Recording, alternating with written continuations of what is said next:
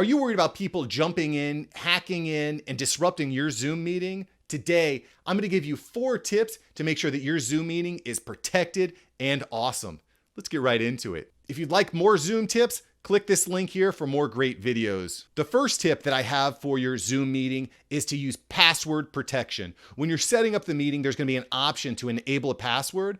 Whenever you are sending out invitations to the meeting, make sure that they also have the password in meeting ID so that they can join in quickly, easily, and safely. My second tip is to make good use of the waiting room.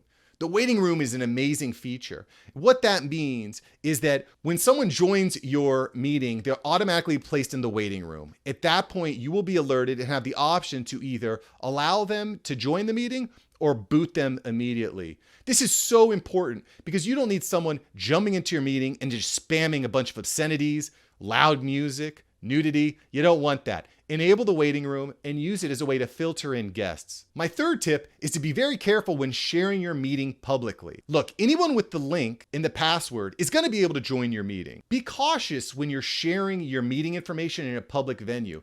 If you go into a Facebook group full of 50,000 people and you share your meeting, you're probably going to get some spammers. So when you're sharing your meeting, I typically like to do it on an individual one-to-one basis or within a safe network on like a WhatsApp communication or a group chat. My fourth tip is that you have guests join your meeting automatically muted unless you authorize them to speak. If someone's jumping in with a ton of noise, that can be extremely disruptive to your meeting.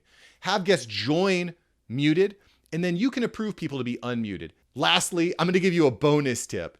This is to ban people that don't work. It's pretty simple. If someone joins and they're causing disruption, they're a huge mess, click on their box and just ban them. Get them out. Boot them, ban them, done. If you follow these guidelines, you're going to be incredibly successful on Zoom. Let me know in the comments if you have any other questions or concerns or thoughts and how I can help you host an excellent Zoom meeting today. Have a great one. Peace.